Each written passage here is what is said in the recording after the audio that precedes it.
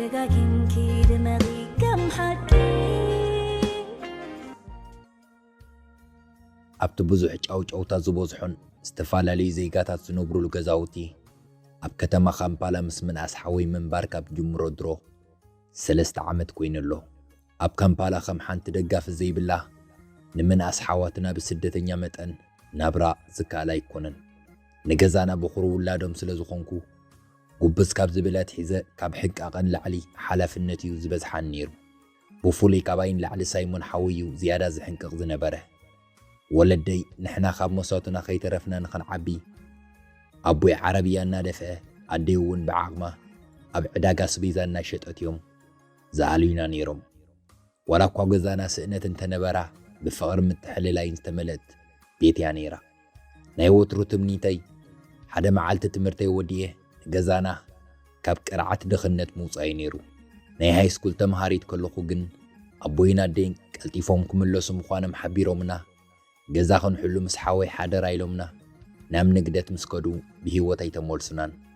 ሃንደበት ብዘጋጠመ ሓደጋ መኪና ሂወቶም ስኢኖም። ወለደይ ድሕሪ ብሞት ምስኣነይ እቲ ሓቂ ተቐቢለ ንቡር ሂወተይ ንምቕጻል ኣዝዩ ከቢድን ነበረ። ንኽልቲኦም ከም ዝቐበርናዮም እናሻዕ እናረሳዕኹ ንጎሆ ካብ ድቃሰይን ክትስእ ኣቦይን ኣደይን ናብ ስራሕ እናወፈሩ ከም ዝረኽቦም ይሓስብ። ግና ካብ ድቃሰይን ክትንስእ ኣብ ዝኣረገ ኣርማድዮ ጎኒ ንጎኒ ዝተሰቕለ ናይ ክልቲኦም ፍሬም ስእሊ ጥራይ ዝርኢ ነይረ። ሽዑ ናይ ክልቲኦም ስእሊ ሓቑፈ ኣብ ባይታ ተንበርኪኸ ኣምሪረ የነብዕ። ድሕሪ ሞቶም ምስቲ እንኮ ንእሽቲ ሓወይ ስደት ወፂና ድሕሪ ክንደይ ከርተት ናይ ማዓስከራት ጻኒሒትን ድሕሪ 1 ዓመት ኢና ናብ ካምፓላ ዝመጻና። ወለድና ብሞት ክንስእን ከለና ሳይሞን ሓወይ ጌና ወዲ 16 ዓመት ኣነ ድማ 20 ጥራይ ኢና ነርና። ሳይሞን ሓወይ ጥራይ ዘይኮነስ ናይ ኣደይን ኣቦይን መተካእታ ከም ብሌን ዓይነይ ዝሪኦ ኩሉ ነገር እዩ። ስለዚ ንዑ ወዲኡ ኣቦኡን ሓብቱን ኮይኑ ኸዕብዮ ብዓቕመይ ክፍትን ምስ ነብሰይ ቃልኣት እየ። ካብ ዕለታት ሓደ መዓልቲ ሓደ ምሸት ሳይሞን ዘይባህሪኡ ኣዝዮም ሲዩ ናብ ገዛ ተመልሰ። ክመጽእ ከሎ ድማ ቁሳሓፍተይ ኢሉ ብኽምስታ ገጸይ ኣይሰዓመንን። ገጹ ጸምልዩ ዘይኣመሉ ዝሕሊሉ ድምፁ እውን እናተንቀጥቀጠ ቅሳነት ሓፍተይ በለኒ። ካብ ስምባደን ፍርሕን ዝነቐለ ልበይ ብዕጽፊ እናሃረመት ናብኡ ቀሪበ ብኽልተ ኢደይ መንኮበ ሒዘ እንታይ ኮንካ ሳሚ እንታይ ኣጋጢምካ በልክዎ። ብዝተሓናነቐ ድምፂ የለን ሓፍተይ ኣብ ከቢድ ጸገም ወዲቐ ኣለኹ። ዝኾነ እዋን ሞተር ሳይክለይ ተባላሻትኒ ንዓኸ ኸጨንቐክ ስለ ዘይደለኹ መዐረ ኢለ ካብ ገለ ሓደገኛታት ሰባት ገንዘብ ተለቂሐ ነይረ። ሕጂ ድማ ገንዘቦም ክመልሰሎም ይሓትኑ ኣለዉ። ብቕልጡፍ ነቲ ገንዘብ እንተዘይመሊሰሎም ግን ክሃስዩኒ ከምኡውን ክቐትሉኒ ከም ዝኽእሉ ኣጠንቂቖምኒ። ቅሳ ሓፍተይ እንድዒ ኣዝየ ፈሪሐ ኣለኹ። እንታይ ከም ዝገብር ኣይፈልጥን እየ በለኒ። ነዚ ምስ ሰማዕኹ ብጭንቀት ርእሰይ ክሕመኒ ጀመረ። እንታይ ክገብር ከም ዝኽእል ዝኾነ ሓሳብ ኣይነበረንን። ኣብ ሓንቲ ንእሽቶ ካፈ ተቖፂረ እናሰርሐኹ እቲ ዝረኽቦ ደመወዝ ንኸራይ ገዛን ንመግብን እኳ ብኽንደይ ግዲ ዝኣኽለልና ነይሩ። ዝኾነ ዝተዋህለለ ገንዘብ ሓገዝ ክንሓቶ ንኽእል ቤተሰብን መቕረብን ከ ኣይነበረናን። እቶም ቤተሰብና ካብ ዓዲ ተበጊስና ኸሳብ ናብዚ ንበጽሕ ምስ ሓገዙና ብድሕሪኡ ኸነሸግሮም ኣይደለናን። ወላ እኳ ኣብዚ እንዳማትና ዓዲ ክሕግዘና ዝኽእል ወላ ሓደ ሰብ ከም ዘይብልና እንተፈለጥኩ ግን ንሳይሞን ተስፋ ከቑርፀ ኣይደለኹን። ኣጆኻ እዝስ ቀሊል እዩ፣ ኣነ እቲ ገንዘብ ክህበካ እየ። ካብኡ ድሕሪ ሕጂ ግን ዝኾነ ነገር ቅድሚ ምግባርካ ክትነግረኒ ኣለካ ሕራይዶ ኢለ ሓቑፈ ጸነናዕኽዎ። በታ ለይቲ እቲኣ ሳይሞን ዝሃብክዎ ቃል ኣሚኑ ሩፍታ ዘለዎ ድቃስ ደቂሱ እናጠመትክዎ። ኣነ ግን ብኸመይ ካብዚ ዕዳዚ ነፃ ክገብሮ ከም ዝኽእል ክሓስብ ድቃስ ኣበይ ዓይንተይ ክመጽእ ኣይከኣልን። ድሕሪ ነዊሕ ምሕሳብ ሓደ ኣፍቂረክ እናበለ ናብ ዝሰርሓሉ ካፈ ከይተቐልቀለ ዘይውዕል ዓወት ዝበሃል ደላሊ ናብኡ እምሮይ መጸ። ዓወት ኣብ ካምፓላ ዝነብር ሃብታም ግን ድማ ኣዝዩ ሓደገኛ ሰብ እዩ ነይሩ። ዕድሚኡ ኣብ መፍረቕ 30ታት ክኸውን ከሎ ደላላይ እዩ። ግና ስሩዕ ደላላይ ዘይኮነስ ብዘይሕጋዊ መገዲ ሰባት ዘሰጋግር ካልእ ብዙሕ ሕማቕን ዘይሕጋዊ ነገራትን ዝሰርሕ መንእሰይ እዩ። ኣነ ካብ ፈለማ በዚ ድሕሪ ባይቱ እየ ዝጸልኦ ነይረ። ንሱ ግን ዳርጋ መዓልታዊ ናብቲ ዝሰርሓሉ ካፈ መጺኡ ከይረኣየኒ ውዒለ ይፈልጥን። ናይ ፍቕሪ ሕትኡ ምቕባል ካብ ዝኣብዮ እንዳሓር ኣብቲ ዝሰርሓሉ ካፈ መጺኡ ክሪኤኒ ከሎ ባህቢ ዘየብል ኣገባብ ክጥምተኒ ከነኣእሰኒ ጀመረ። ሓደ መዓልቲ ከምዚኢሉኒ ነይሩ ቅሳነት ንስኸ ገጽ ሰብ እናረኣኺ ድፍእ ቐንዕና በልኪ ክትእዘዝ ክትውዕሊ ኣይግብአክን እዩ ከማኸ ዝበለት ጽባቕቲ ጓል ዝበለጸ ህይወት ክምስርተላ ከም ንግስቲ ገይሩ ኸምብራ ምስ ዝኽእል ሰብ ክትከውን እዩ ዘለዋ እቲ ሰብ ድማ ኣነ እየ ንሕቶ ፍቕረይ ሕራይ ኢልክ ምስ ትቕበልዮ ኩሉ ዘድልየከ ክህበኪ ድልው እየ ንዓኸ ጥራይ ዘይኮነ ንሓውኩ እውን ካብ ናይ ለይቲ ናይ ሞተር ሳይክል ስራሕ ከናግፎ ይኽእል እየ በለኒ ብትዕቢት ተመሊኡ እዚ ዘረባኡ ወትሩ ንዓይ ንኽሰምዖ ኣዝዩ ዘፈንፍን ዘጽልእኒ ነይሩ ክሪኦ ከለኹ ጥራየ ሰላመይ ዝዝረግ ውሽጠይ ዝርበሽ ግና ሕጂ ካልእ ኣማራፂ ነበረን ሓወይ ካብ ዕዳ ከድሕነሉ ዝኽእል እንኮ መንገዲ ካብ ዓወት ገንዘብ መልቃሕ ጥራይ ነይሩ ንጽባሒቱ ንግሆ ናብቲ ዓብይን ኣዝዩ ዘፍርህን ገዛ ዓወት ምስ ከድኩ ሓንቲ ሰራሕተኛ ማዕጾ ከፊታ ናብቲ ገፊሕ ሳሎን እተወትኒ ዓወት ብሓደ ኢዱ ኣልኮል ዝመልአ ብርጭቆ ጨቢጡ ፍሽኽ ኢሉ ናባይ እናቐረበ ቅሳነት ኣብ ገዛይ መጺኺ ኣነ ይኣምንን እየ ከመይ ዝበለ ባህ ዘብል ትርኢት እዩ ኢሉ ኣብ ሕቑፉ ክትወንን ክብል ርሕቕ በልኩሉ ገጸይ ዕትበቢለ ሓገዝካ ክሓቲ ጥራየ መጺየ ሓወይ ካብ ዘይኮኑ ሰባት ገንዘብ ልቓሕ ወሲዱ ኣብ ሓደጋ ወዲቑ ኣሎ ቁሩም ገንዘብ ከተለቅሐኒ ትኽእል ዶ በጃኻ በልክዎ ምስክን ኢለ ኮፍ በል እሞ ንዘራረብ በለኒ ቅድሚ ሕጂ ኣርኢኒ ዘይፈልጥ ክምሳ እንዳንጸባረቐ ኮፍ ኢለ ክዘራረብ ግዜ የብለይን ከተለቅሐኒ ትኽእል ዲኻ ኣይትኽእልን በልክዎ ዝብለኒ ክፈልጥ እናተሃወኩ ብርግጽ ዘልየኪ ገንዘብ ብልቓሕ ዘይኮነስ ስቒለ ክህበኪ ክኽእል እየ ግና ሓደ ቅድሚ ኩነት ኣለኒ በለኒ ገጽገጸይ እንዳረኣየ እንታይ ምዃኑ ግምት እኳ እንተነበረኒ እንታይ እቲ ቅድሚ ኩነት ኢለ ፍርሒ እንዳተሰምዐኒ ሓተትክዎ ናባየ ጽቢቑ ብምቕራብ ኣነ ኣዝየ ከም ዘፍቅረኪ ትፈልጢ ኢኺ ስለዚ ምሳይ ክትምርዓዊ ናተይ ክትኮኒ ንሓዋሩ ምሳይ ክትነብሪ ክትሰማምዐለኪ ሽዑ ንሓውኪ ዘድልዮ ገንዘብ ጥራይ ዘይኮነስ ብዙሕ ገንዘብ ክህበኪ ክኽእል እየ በለኒ ኣዝዩ ዘጽልእ ክምስታ እንዳንጸባረቐ ግን ኣነ ኣየፍቅረካን እየ በልክዎ እቲ ኣብ ውሽጠይ ዝነበረ ሓቀኛ ስምዒት ከተፍቅርኒ ኣድላየ ይመስለኒ ንስኺ ገንዘብ የድልየካ ኣነ ድማ ንዓኺ ይደሊ እቶም መንጎና ዝኸውን ውዕል እዚ እዩ በለኒ ሕፍር ከይበለ ሓንቲ መልሲ ኸይሃብክዎ ብሕርቃን ብጓህን ካብ ገዝኡ ክወፅእን ክብገስ ብድሕሪተይ ናቱ ሰሓቕ ይሰምዕና ይረአ እቲ ዝሃበኒ ቅድሚ ኩነት ምቕባል ማለት ንገዛእ ርእሰይ ንኸምዚ ዝኣመሰለ ሓደገኛ ደላላ ሕሊፈ መሃብ ማለት ስለ ዝኾነ በዚ ቅድሚ ኩነት እዚ ክሰማማዕ ኣይደለኹን ናብ ገዛ ምስ ተመለስኩ ሳይሞን ደቂሱ ጸኒሑ ንዓይ ምስ ረኣየ ብምትንሳእ ቅሲ ሓፍተይ እቲ ገንዘብ ረኺብክለይ ኢሉ ብተስፋ ሓተተኒ መልሲ ኸይሃብክዎ ስቕ ምስ በልኩ ጭሕሚ ዘይወረሮ ቀይሕ ገጹ ብጭንቀት ክስመት ተኸድነ ፍርያት ዒንቱ ንብዓት ሰሪበን ሓወይ ክጭነቕ ኣብ ሓደጋ እናወደቐ ስቕ ኢለ ክርኢ ስለ ዘይከኣልኩ እቲ ናይ ዓወት ቅድሚ ኩነት ክቕበል ወሰንኩ ሳይሞነይ ረኺበልካየ እኮ ኣይትጨነቕ ድሕሪ ቀትሪ ተመለሰ ስለ ዝበለኒ ሒዘዮ ዘይመጻኹ ምስ በልክዎ ሳይሞን ብሓደ ግዜ ሓዘኑ ቅንጥጥ ኢሉ ገጹ ብሓጎስ በርሀ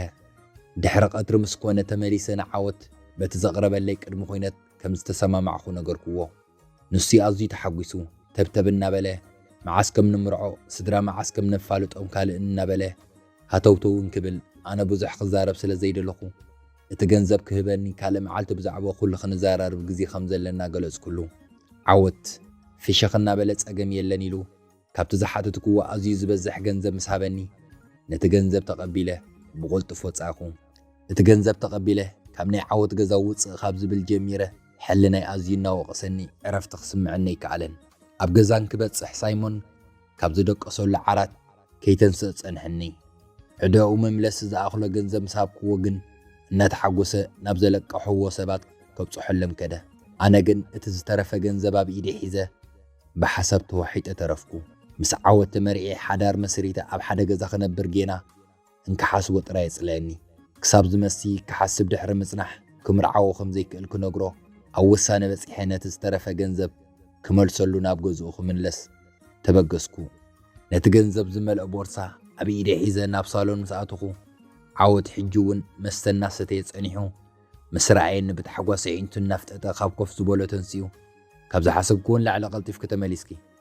ክትሓስብሉ ግዜ ትወስድ መሲልኒ ነይሩ በለኒ ካብ ኣዘራርብኡ መስተ ዘብዝሕ ይመስል ነይሩ ናብኡ ምስ ቀረብኩ ከም ዝሓሰብካዮ ኣይኮነን ዓወት ኣነ ሓሳበይ ቀይረ ኣለኹ ክምርዓወካ ናትካ ክኸውን ከም ዘይክእል ክነግረካን نزي ገንዘብ ድማ ከመልሰልካ የመጽየ ብርግጽ ውሕድ ገንዘብ ልዕለሉ ኣለኹ ንሱ ድማ እናስራሕኹ ከመልሰልካ ኢለ ቦርሳ ዝሓዘ ኢደይ ዘርጋሕ ኩሉ ገጽ ዓወት ብሕርቃን ተቀያየረ እዚ ክኸውን ኣይክእልን እዩ ክትመልስለይ እንድሕር ኮንኩ እውን ሙሉእ ገንዘበይ ክትመልስለይ ብዘይ ዝኾነ ስቕልክ ገንዘበይ ወሲድክ ትኸደ ይምሰልኪ በለኒ ዒንቱ ብጭካነ ተመሊኡ ናባይ እናቀረበ ኣነ ድማ ፍርሒ ኣብ ከብደይ ኣትዩ እናንቀጥቀጠኒ ድሕር ኢለ ካብኡ ክርሕቕ ፈተንኩ ኣነ ዝደለኹዎ ከይገበርኩ ካብዚ ገዛ ክትወፅእ ኢልካ ከይተሓስብዮ ኢሉ ኢደይ ኣስጢሙ ሒዙ እናጎተተ ናብቲ ሶፋ ውደቐኒ ንሕስያ ዘለዎ ይመስል ስለ ዘይነበረ ኣዝየ ፈራሕኩ ብልዕለይ ኮይኑ ብሓደ ኢዱ ናብቲ ሶፋ ጸቒጡ ሒዙ በቲ ሓደ ኢዱ ቁልፎ ክፈትሕን ክፍትን ዘለኒ ሓይሊ ኣኻኺ በደፋእኽዎ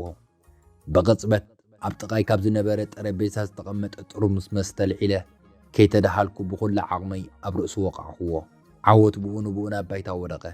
እንታይ ከም ዝኾነ ማለት መይቱ ድዩ እንታይ ከረጋግጽ ከይበልኩ ካብቲ ገዛ ብቁልጥፍ ወፅየ ኣብቲ ጸልማትን ሰብ ዘይነበሮም ጎደና ናይ ዘለኒ ክጎይ ጀመርኩ ድሕሪ ናይ ገለ ደቓይቕ ናህር ዘለዎ ጉያ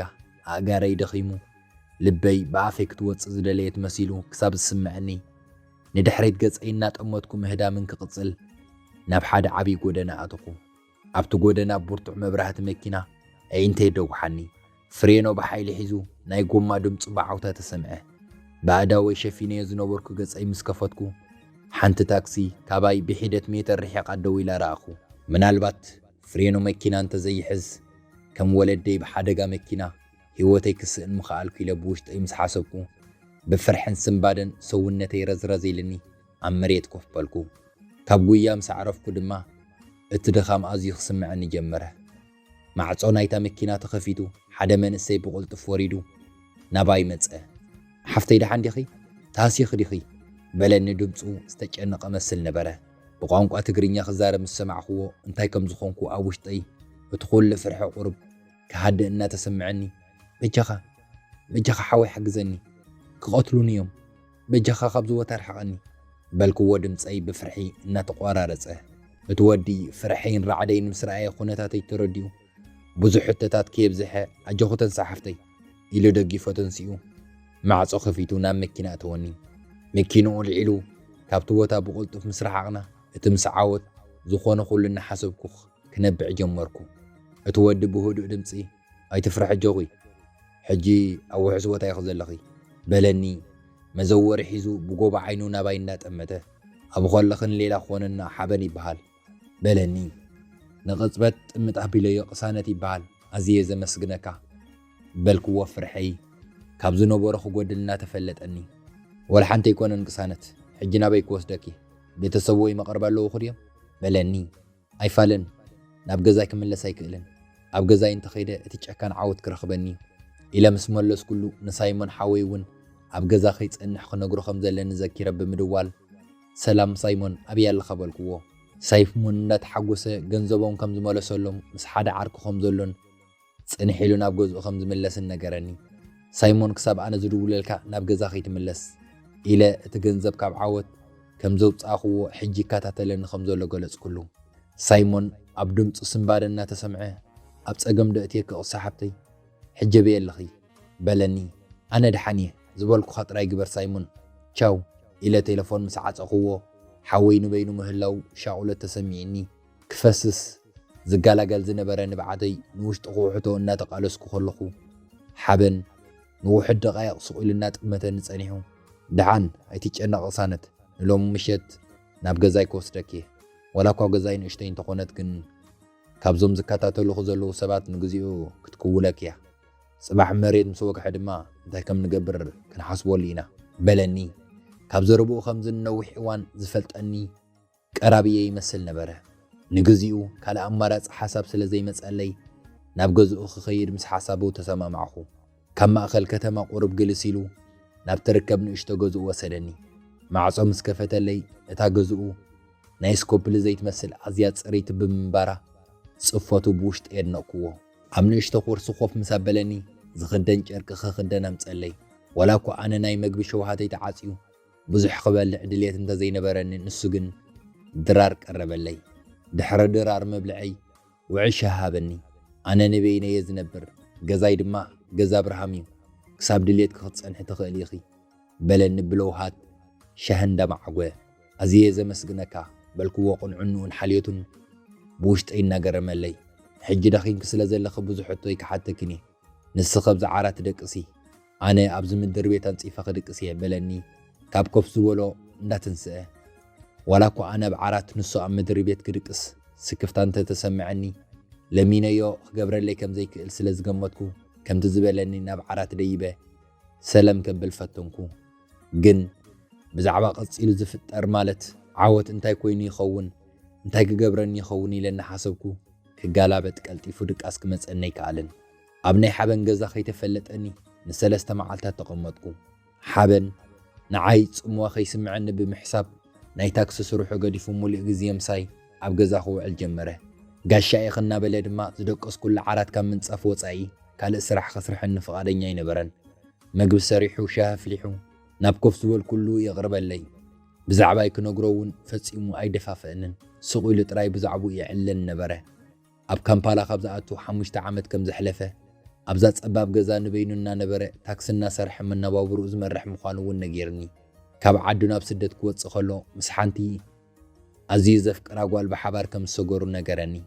ኣብዚ ሕጂ ንበይኑ ዝቕመጠላ ዘሎ ገዛ ምስ ኣፍቃሪቱ ኮይኖም ብዙሕ መከራን ጸገማትን ብሓንሳብ ከም ዘሕለፉ እውን ኣይሓብአለይን ይኹን እምበር ድሕሪ ግዜ እታ ኣፍቃሪቱ ሓዋታ ዝጀመሩላ ናይ ወፃኢ ሃገር ፕሮሰስ ምስ ሰለጣ ናብ ኣውሮጳ ሃገር ከም ዝኸደት ትዕልለኒ ኣውሮጳ ምስ ኣተወት ግን ኣይሰሙናይ ሳልስቲ ነቲ ምስ ሓበን ብሓባር ዘሕልፍዎ ነቲ ክትፍለዮ ኸላ ዝኣተወትሉ ቃል ኩሉ ረሲዓ ንዕኡ ሓዲጋ ኣብኡ ንኻልእ ሰብኣይ ከም ዝተመርዓወት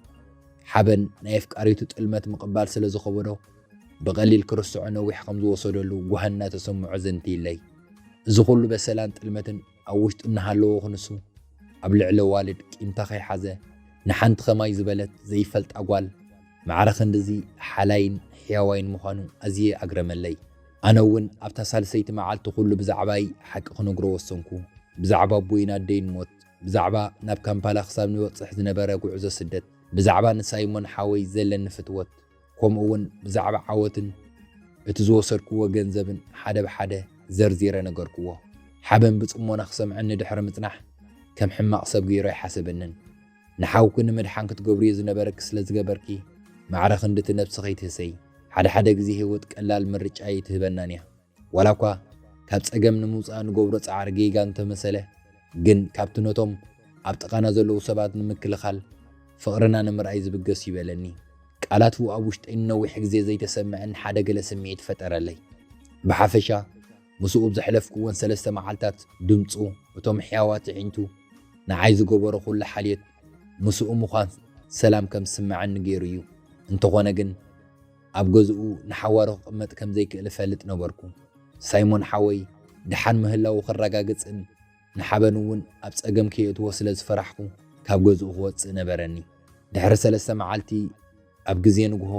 ነታ ንእሽቶ ቦርሳይ ሒዘ ካብ ገዝኡ እንክወፅእ ክሳብ ኣብ ኣፍ ደገ ሰኒኒ የቐኒየለይ ሓበን ነዚ ጽቡቕ ውዕለትካ ፈጺመ ይክርስዖን እየ ተስፋ ይገብር ሓደ መዓልቲ ክሕሰካ ሕጂ ግን ግድን ሳይሞን ሓወይ ክረኽቦ በልክዎ ኣብ ኣፍ ደገ ደው ኢለ ተውሳኺትለይ እንታይ ገይረልክ ኮይነ ቅሳነት ሓብተይ ብድሕሪ ሕጂ እውን እንተኾነ ማዕጾ ገዛይ ንዓኺ ወትሩ ክፉት ይበለኒ ኣብ ገጹ ቁርብ ስክፍታ እናትነቦ ካብኡ ክርሕቕ ከለኹ ን3 መዓልታት ዘይኮነስ ንዓመታት ምስኡ ካብ ዝነበርኩ ሰብ ከም ዝፍለ ዘለኹ ረባሽ ስምዒት እናተሰምዐኒ ሓደ ግዜ ንድሕሪት ግልጽ ኢለ ረኣኽዎ ንሱ ኣብ ማዕጾ ድግፍ ብምባል ደው ኢሉ ይጥምተን ነበረ ካልእ ዝኾነ ነገር ከይተዛረብኩ ካብ ገዝኡ ርሒቐ ኣብቲ ጸጥ ዝበለ ጎደና ብቕልጡፍ ሰጎምኩ ግና ኣብ ውሽጠይ ሓደ ገለ ፍሉይ ነገር ፍጠር ነበረ ብዛዕባኡ ምሕሳብ ከቋርጽ ኣይከኣልኩን ምጭው ገጹ ለውሃቱ ድምፁ ቃላቱ ቅጅል ኢሉ እንክረኣየኒ ናብኡ ክምለስ ደለኹ ርግፀኛ ወላ እኳ እምበር ግን ንገዛእ ርእሰይ ተሓድሽ ስምዒት ንዝገበረለይ ሓልዮት ናይ ምስጋና ስምዒት ጥራይ እዩ ኢለ ክእምን ፈተንኩ ድሕሪኡ ናብ ገዛይ ክምለስ ዓወት ስጋኣት ኮይነኒ ስለ ዝነበረ ምስ ሓበን ክጸንሕ ኸኣ ስክፍታ ስለ ዝተሰምዐኒ ኣብ ሓደ ሆቴል መደቀሲ ምስ ሓዝኩ ናብ ሳይሞን ደው ኢለ ክመጽእ ምዃኑ ይሓበርክዎ ነዊሕ ከይደንጎየ ናብቲ ዘሎ ኩሉ ሆቴል ምስ መጸ ከምዛ ንዓመታት ተፈልየዮ ዝነበርኩ ሕቑፍ ኣቢለ ሰዓምክዎ ሳይሞን ሓወይ ኣብ ሓደ ውሕስ ዝኾነ ቦታ ምስ ሓደ ዓርኩ ይቕመጥ ከም ዘሎን እቶም ሓደገኛታት ሰባት እውን ነተዘለቅሕዎ ገንዘብ ምስ መለሰሎም ከም ዝገደፍዎን ብዛዕባኡ ብዙሕ ከይጭነቕ ገሊፅለይ ስለ ዝነበረ ኣብ ናይ ሓበን ገዛ ከለኹ ብዛዕባ ሳይሞን ሓወይ ብዙሕ ሻቆለት ኣይነበረንን። ዓወቲ ደልየኒ ከም ዘሎ ፍሉጥ ስለ ዝነበረ ምስ ሳይሞን ሓወይ ብሓባር ከይረኽበና ስለ ዝሰጋእኹ ምሳይ ንሒደት ሰዓታት ምስ ፀንሐ ክሳብ ገለ ነገር ዝፍጠር ምስ ዓርኩ ክፀንሕ ዓወት ከይረኽቦ ክጥንቀቕ ከም ዘለዎ ነጊረ ኣፋናኽዎ። ዋላ እኳ ሓወይ ሰላም ምህላው ሓደ ዓብዪ ዕረፍቲ ይኹን ግን ኣነ ሰላም ኣይረኽብኩን። ኣብታ ፀባብ ገዛ ኮፍ ኢለ ብዛዕባ ሓበን ምሕሳብ ከቋርፅ ኣይከኣልኩን። ስለምንታይ ከምዚ ዝኸውን ዘለኹ ናይ ሒደት መዓልታ ጥራይ ዝፈልጦ ሓቀይ ንሓደ ሰብ ኣብ ከምዚ ሓፂር ግዜ ክሳብ ክንዲ ዝግደሰሉ ይከኣል ድዩ ኢለ ምስ ገዛእ ርእሰይ ምጉተ ለዓልኩ። ኣብ መወዳእታ ግን ንሓበን ካብ ዝኽረይ ክህስሶ ክርስዖ ከምዘይክእል ተረዲኤ ንምሸቱ ድማ ተመሊሰ ናብ ገዛ ሓበን ከድኩ። ልበይ ካብ ንቡር ላዕሊ ሃነሃረመት ማዕጾ ምስ ኳሕኳሕኩ ካብ ውሽጢ ድምፂ ይሰማዕኹን። ናብ ስርሑ ወፊሮ ከምዘይተመልሰ ስለ ዝገመትኩ ድማ ኣብ ኣፍ ደገ ኮፍ ኢለ ክፅበዮ ጀመርኩ። ድሕሪ ሒደት ሰዓታት ሓበን ናብ ገዝኡ ተመሊሱ ንዓይ ምስ ረኣየኒ መኪንኡ ደው ምስ ኣበለ ሞተር ከየጥፍአ ብታሕጓስ እናጎየየ ናበይ ቀረበ። ቅሱ ተመሊስኪ በለኒ ከም ዘይኣመነ ብዝመስል ስምዒት። እወ ተመሊሰ መፅየ ምኽንያቱ ካባኻ ተፈልየ ካብ ዝኸይድ ኣትሒዘ ብዛዕባኻ ምሕሳብ ክቋርፀ ይከኣልኩን። ኣብቲ ዝኸፍአ ግዜ ሓጊዝካኒ ተረዲእኻኒ ሓሊኻለይ ኸይለ ብድሕሪ ዝንታይ ከም ዝብል ጠፊእኒ ስቕበልኩ። ሓበን እውን ንውሕዳት ካልኢታት ስቕበለ። ድሕሪኡ ግን ሓደ ድሙቕ ፍሽኽታ ኣብ ገጹ እናተረኣየ ኣነ እውን ክትከደ ከለኺ ኣዝየ ሓዚነ ነይረ። ማዕረ ክንደይ ከም ዝናፈቕኩ ክነግረካ ይክእልኒ። ሓደ መዓልቲ ከም ንራኸብ ተስፋ ገይረ ነይረ። እነሆ ድማ ከይደንጎ ተመሊስኪ ኢሉ ኢደይ ሒዙ እቲ ገዛ ከፊቱ ክንኣቱን ክንብል ይቕረታ ኢሉ ሞተር መኪንኡ ከጥፍእ ተመልሰ። ብሓንሳብ ኮፍ ኢልና ክሳብ ፍርቂ ለይቲ ዝሓልፍ ዕለልና ክንድቅስ ምስ ደለና ድማ ከም ወትሩ ንሱ ባይታን ፂፉ ክድቅስ እንክብል ኣብ ዓራት ምሳይ ክድቅስ ፀገም ከም ዘይብሉ ገለጽኩሉ። ብሓሳበይ ተሰማሚዑ ንመጀመርታ ግዜ ካብ ሓወይ ወፃኢ ምስ ካልእ ወዲ ኣብ ዓራት ደቀስኩ። ግን ሓበን እውን ኣብታ ምሸት ፆታዊ ስምዒቱ ተቋፃፂሩ ናተይ ድልየት ከይገሃሰ ስቕ ኢሉ ብዓቕሊ ደቂሱ። ካብ ግዜ ናብ ግዜ ኣብ መንጎይ ናብ መንጎ ሓበንን ዝነበረ ስምዒት ንኽልቴና ብዘይተረድእና ኣገባብ ናብ ፍቕሪ ተለወጠ። ዳርጋ ምስኡ ክቕመጥ ጀሚረ። ፍቕርና ብዘይ ዝኾነ ፀገም ኣብቲ ፀቢብ ገዛ ክዕንብብ ጀመረ። ሓበን ካብ ስርሑ ክሳብ ዝምለስ መግበድ ዳልየ ይፅበዮ። ብሓባር ድራር ንበልዕ፣ ፊልም ንርኢ። ምስኡ ህይወተይ ምቅርቲ ኮይኑ ተሰምዐትኒ። ንዕኡ ብምርካበይ ዕድለኛ ከም ዝኾንኩ ኮይኑ ክስምዐኒ ጀመረ። ሳይሞን ሓወይ ድማ ምስ ተዓርኩ ናብ ካልእ ከተማ ከይዱ ሓድሽ ስራሕ ጀሚሩ ንዓይ ህይወተይ ክመርሕ ከም ዘለኒ ተለዋወበኒ። መዓልታዊ እናደወለ ድማ ህይወቱ ፅቡቕ ይመርሕ ከም ዘሎ ስለ ዝነግረኒ ኣዝየ ሕጉስቲ ነበርኩ። ሻቁለት ፈፂሙ ይነበረንን። ድሕሪ 2 ሰሙን ሓደ ምሸት ምስ ሓበን ኣብ ብራንዳ ኮፍ ኢልና ሻሂ እናሰተና ከለና ድምፂ መኪና ሰማዕና። ሓንቲ ፀላም መኪና ኣብ ቅድሚ እቲ ገዛ ደው ምስ በለት ናይ መን ምዃና ይፈልጣ ስለ ዝነበርኩ ሰውነተይ ማይ ኮነ። ዓወት ካብ መኪንኡ ወሪዱ ቆቢዕ ገይሩ ነይሩ። ክልተ ሓደገኛታት ዝመስሉ ገዘፍቲ ሰባት ተስዒቡ ናባና ገጹ እናቐረበ ቅሳነት ገንዘበይ ወሲድክ ንዓይ ጥቂዕኻ ክትሃድሚ ካባይ ተሰዊርክ ክትነብረ ትኽእል ይመስለክ ነይሩ ኢሉ ናይ ንዕቐት ሰሓቐ። ሓበን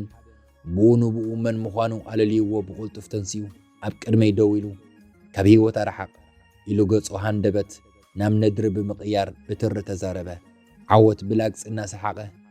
ንስኻ ኸመኒ ኸበጀኻ ጅግና ጅግና ክትዋሳእ ትፍትን ኣለኻ ኢሉ ነቶም ብጎኑ ደው ኢሎም ዝነበሩ ክልተ ጸለምቲ ኣወዳት ጠመቶም። ሓበን ፈጺሙ ተዳህለይ መሰለን። ኣነ ይላገጽ የለኹን ኣብዚ ቦታ እዚ ክትርከብ ዝዓደመካ የለን ብኽብረትካ ናብ መኪናኻ ተመለስ በሎ። ስምዓኒ ንሳ ናተይ ዒዳ ገንዘብ ኣለዋ በላ ዓወት ቁሩብ ፍርሕ ዝበለ ይመስል። ወላ ሓንቲ ናትካ ዕዳ የብላን በላ ሓበን ድምፆ በርቲዑ። ገንዘብ ክትመልሰልካ ናብ ገዛኻ እንክትመጽእ ንስኻ ግን ብሓይሊ ክትዕምፃ ፈቲንካ ነይርካ። እንተደሊኻ እቲ ገንዘብ ክንመልሰልካ ንኽእል ኢና ኢለ ሓበን ነቲ ገንዘብ ሒዙ ዝነበረ ቦርሳ ከውፅኦ ሓበረኒ። ብውሽጠይ እናፈራሕኹ ብቕልጡፍ እቲ ቦርሳ ውፅአ ንሓበን ሃብክዎ። ሓበን ነቲ ንሓወይ ክብል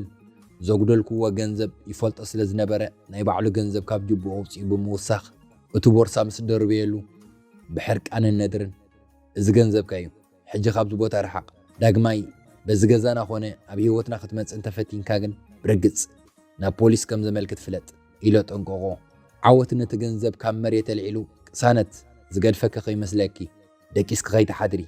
إلو بمفكار مس عجبتو مكينو تسوق إلو تعازره دحرتها مشيتتي آغن عوت داقماينا بهيوتنا يتملسن نتزدليو زنبرا جنزب مسرخبن وراتنت حبن مسرعين كبانا مرحق كم زحشو تردي يمسلني ويون كالق مخنيات نيرو وخون يخيل يفلطن ابتان اشتو غزا مس حبن بحبار منبر قصلنا حبن تاكسي يسرح انا دما ابطقانا زركب كافه سرح جمركو كاب علتات حدا معالت خموترو ابراندا خوفيلنا خلنا حبنا باي بفقرنا طمته قسو استرف زمن هيوتي مساخو حلفه يزدلي نسخخه كتمرعون فقادنيا دخي الى حاتتني بملؤ لبي الشبالكو أدلاي سلا زينبر عبي مرعي قبرنان ناتو بيتسب ناتي دما من أسحاوي تراي أبسترخ بولو بسأبي بورايك الكيدان أسيرنا نحابن هزيه زعمنو مخنيات فقر مالت مكوت صار يكونن من فررح بربحة مسدع يكونن فقر مالت سلام حاليت مكب باريو كم مسأن ولدين وعزة سدة زجمرة بفرح زحالفة مودات قدوم محاقوس فقرن سلامن زخونة تاريخي وتي زمسل تفتسأم حابتهم قسانت سلام زخبركم تخاتلتي ستور برودكشن نايلو ما عنت تحسنا نزمسل نيرو أبوتا كومنت أبي هاجر كونكم نزا channel تكاتلوا لكم صحفوا لنا نزي فيديو لايك تيبكم خا أزيو دس بلنا أبزي channel حدش تهونكم ون سبسكرايب كتقبروا بلبن محصنكم كالم عالتي بخالق تحس قصاب الرقب سسناين عاكم يغني لنا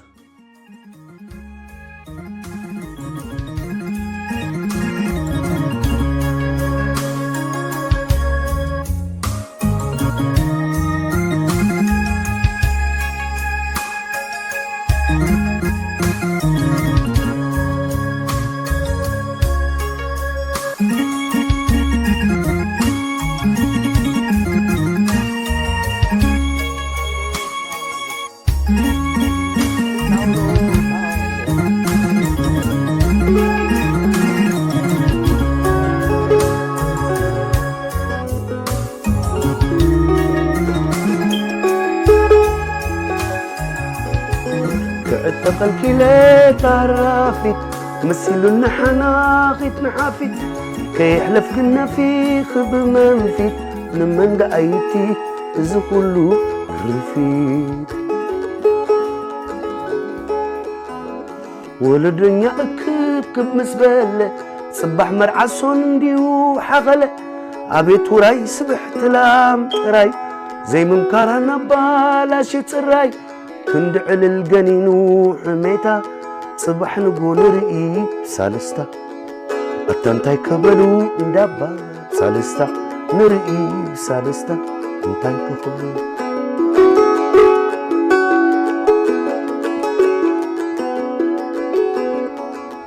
عبت تسلم حسوي له زيت صبعكي كدلي كندي تحنخويله تصايك خللي مثلا وش تخلو صعدخي بلالي مثلا وش تخلو صعدخي بلالي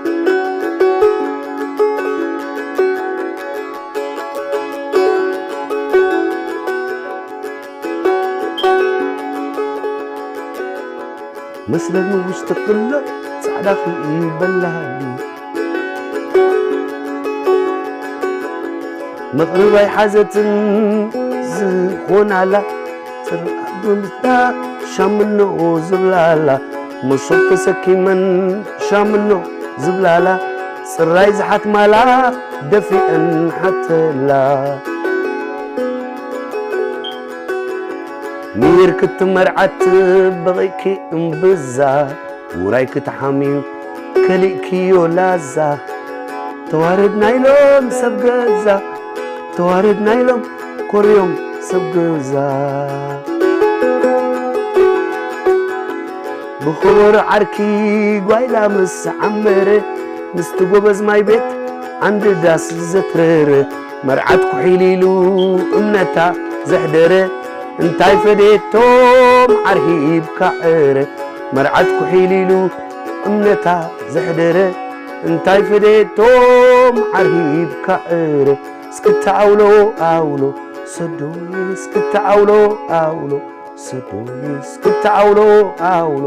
ሰዶዬ እስክትዓውሎ ኣውሎ ሰዶዬ